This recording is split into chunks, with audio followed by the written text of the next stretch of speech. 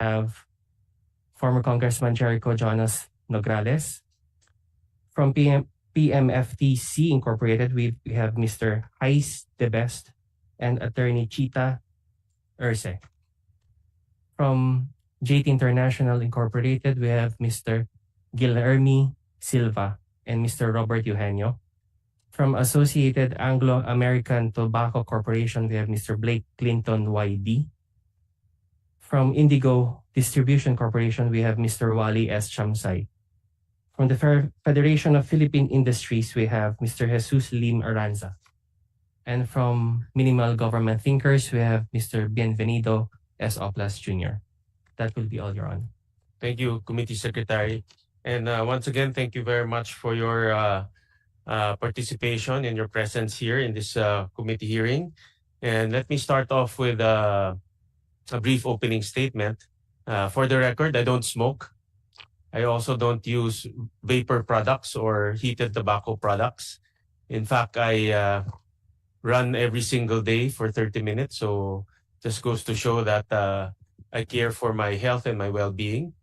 But as a chairman of the Committee on Ways and Means, my job is to look for revenue for government.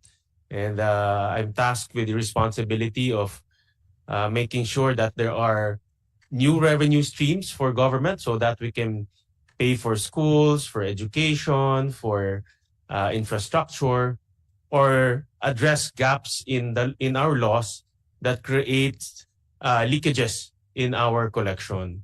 So today, we will be talking about those gaps and leakages. And with that, I filed Senate Resolution 1243, entitled A Resolution Directing the Appropriate Senate Committee to conduct an inquiry in aid of legislation on the foregone tax revenue as a result of smuggling and illicit trade of excisable products. And when they say excisable products, there are numerous excisable products by law or through law. Number one is alcohol. Number two is petroleum. Number three, tobacco and vapor products. Number four, automobiles. Number five, non-essential services. For example, invasive cosmetic procedure and body enhancements. Number six, non-essential goods. For example, jewelry. Number seven, sugar-sweetened beverage. And number eight, mineral products. So those are the items or products that are being imposed excise taxes. But today, for today's hearing, we'll be focusing on 5 products, namely tobacco products, heated tobacco products, or HTPs for short, vapor products, cigars, and cigarettes. And based on our consultation and information, these products are experiencing high level of illicit trade.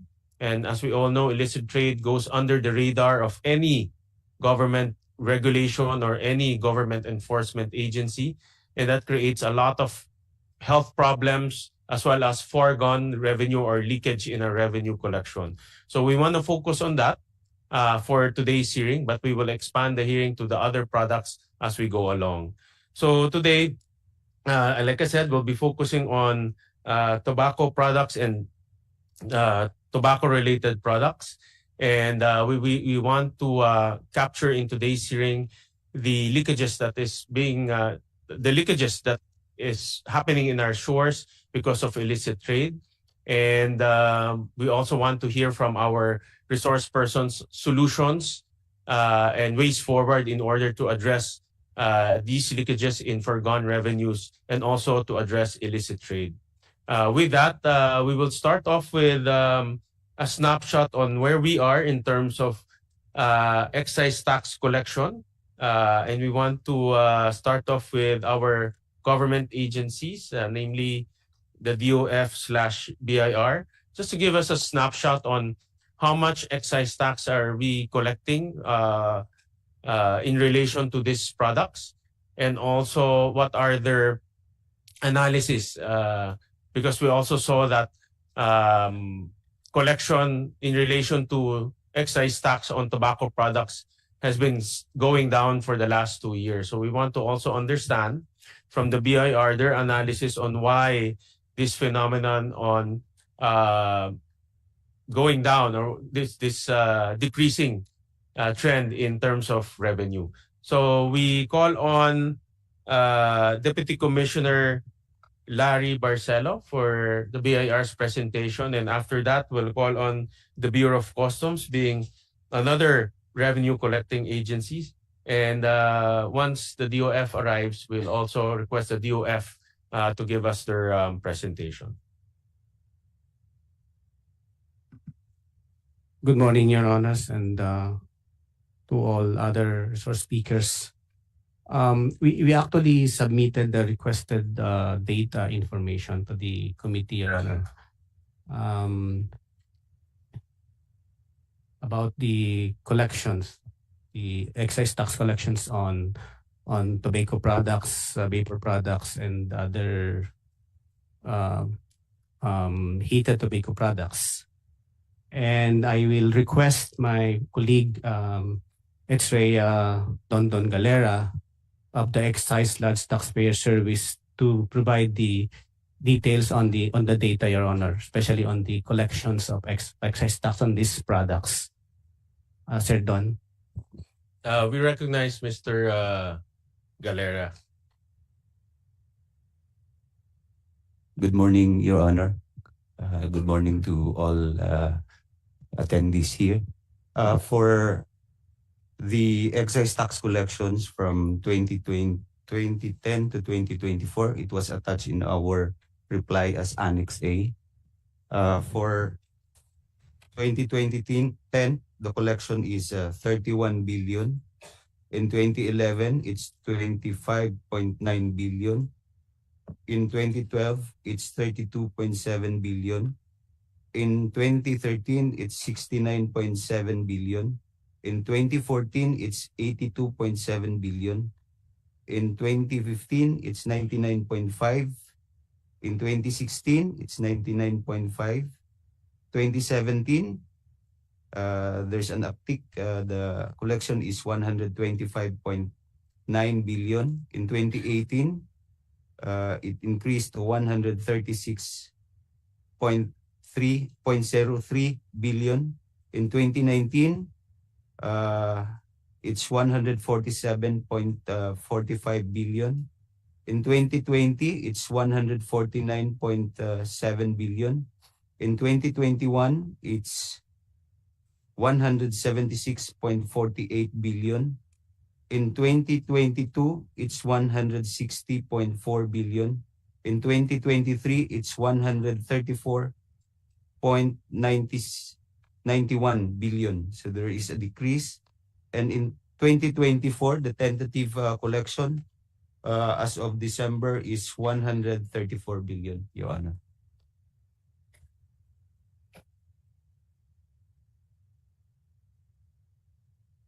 This includes tobacco, heated tobacco products, as well as vapor products. Yes, Your Honor.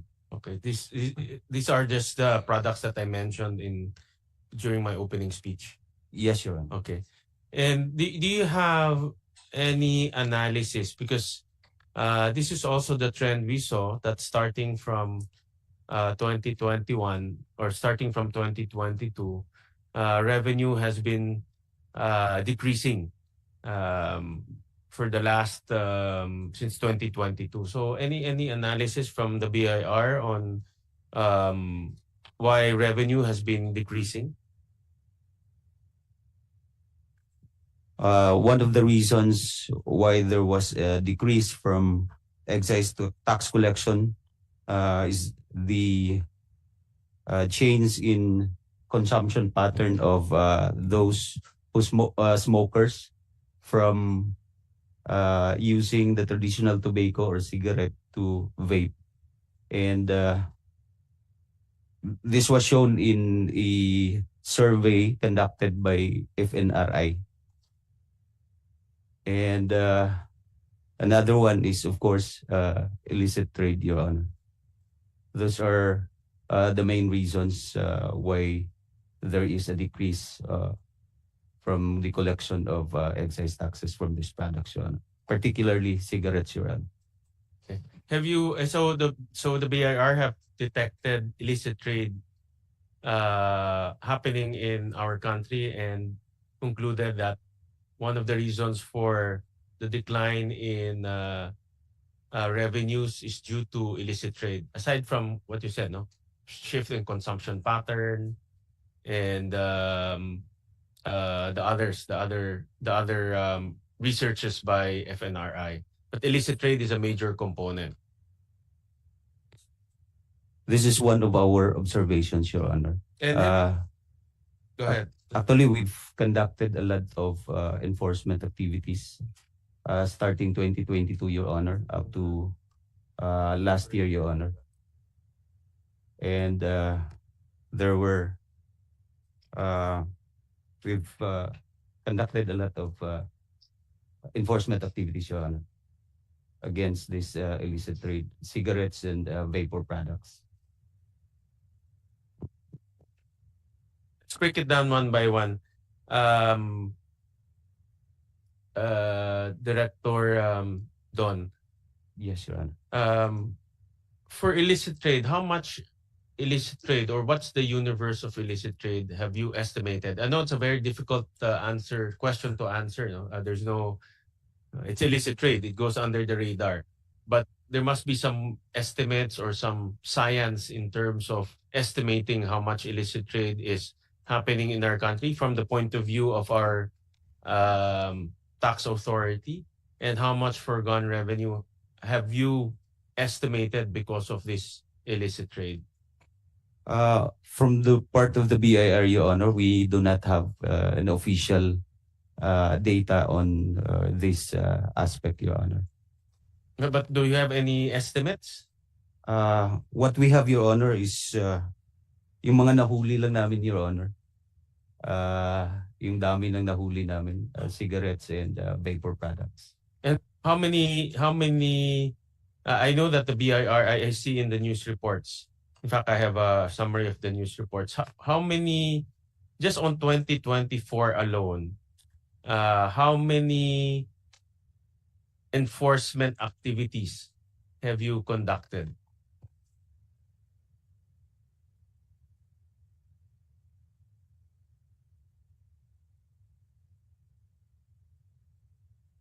It is attached in Annex C in our reply, Your Honor. In 2024, Your Honor, we've conducted 141 enforcement activities against vapor products, and we have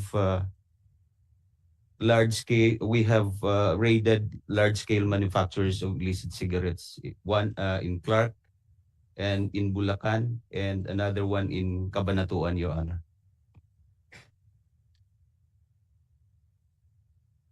So here on our screen, from January to September 2024, the total number of enforcement activities amounts to 141 Yes, Your Honor. times, or 141 raids, tama ba? Can I call that raids? Yes, Your Honor. And then for October to November, another 847. Is that correct? This was because in starting October to October, Your Honor, we have conducted weekly visitation on retailers of vapor products, Your Honor.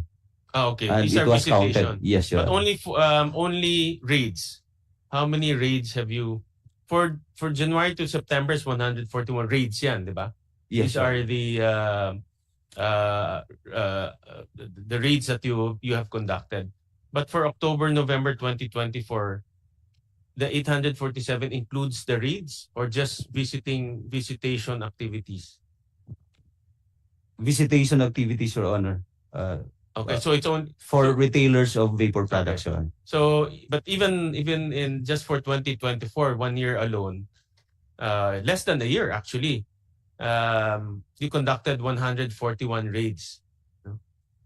Most of these, Your Honor, are against vapor products, but we've conducted large-scale raids in Clark, Pampanga, and one in Bulacan, and another one in Cabanatuan, Your Honor. Okay. But if you can see the trend, if this presentation is accurate, 2022, there's one raid. 2023, there's 31 raid, and then just for 2024 last year, the raids increased almost five-folds. Yes, Your Honor. Is this an indication that illicit trade is flourishing for both vapor products and also cigarette products? Based on observation, Your Honor, yes, Your Honor. So they're becoming more brazen, in other words. Based on our observations, Your Honor, they even use online platforms before, Your Honor, during these years. To harapan yung pagbebenta, in other words. Yes, Your Honor. Okay. So hindi sila natatakot sa gobyerno. Tama ba, Director? No, because if you look at the numbers, just 1 year alone, it decreased almost five-fold. Ganun na nga po siguro, Your Honor. Okay. And how many of these 141 are vapor products, and how many of that are cigarette products? The one we've presented, Your Honor, is just for vapor products, Your Honor. The 141. And the ones I mentioned, the 3 raids that we've conducted, it's against illicit cigarette, Your Honor. In the presentation, Your Honor, it's only about vapor products. This is only for vapor. Yes, Your Honor. So you add how many raids have you conducted for cigarettes? For cigarettes, Your Honor, we've done 1, 2, 3, Your Honor. One in Clark, Pampanga, in Bulacan, and then in Cabanatuan City, Your Honor. These are manufacturers, Your Honor. Okay. And in terms of, so for 141 plus 3. Yes, Your Honor. Okay, but I'm sure the value is much different, no? Yes, Your Honor. 3 might be in terms of value might surpass the 141, no? I think. Yes, Your Honor. So I'll go to that. How much is the value of that 141?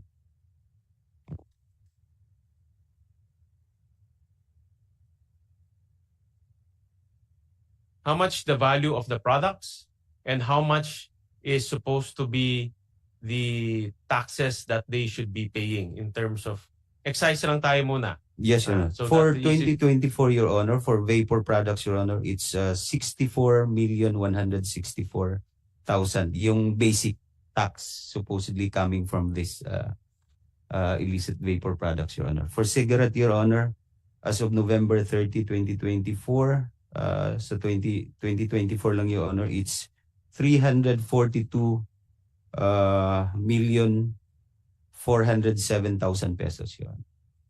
So let me just clarify. The 141, the equivalent in terms of tax due is 64, Your Honor. 64 million. Yes, Your Honor. But the 3 raids that you conducted It's for 342, Your Honor. is 342 million Yes, Your Honor. in terms of tax due. No? Yes, Your Honor. This is excise. Yes, Your Honor. Okay, all right. So this is only for, we're talking about only for 1 year. In fact, if can you flash this? We compiled just in 2020.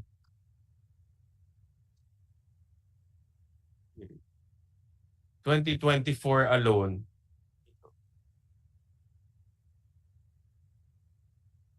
Can you flash this? We have a compilation of this is just for news reports, no?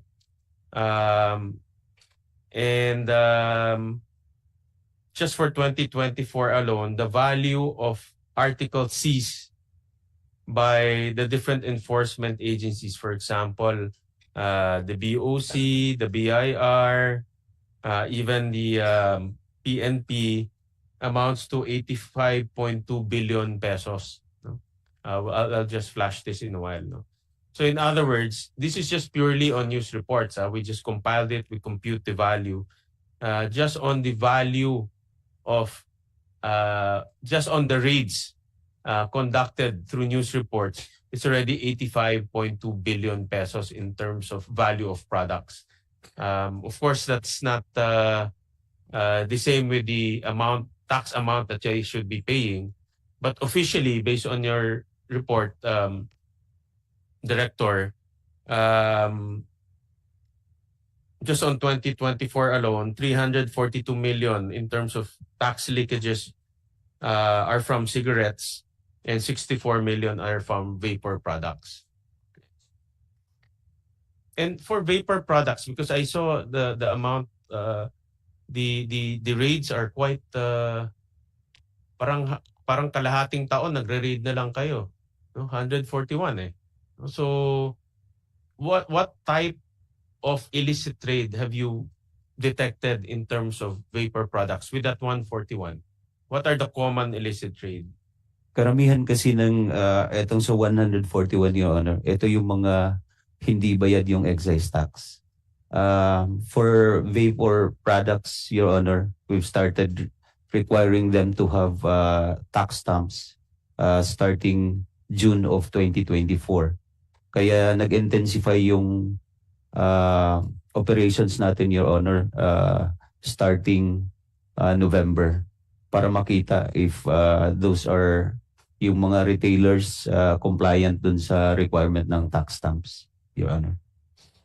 Mga walang tax stamps,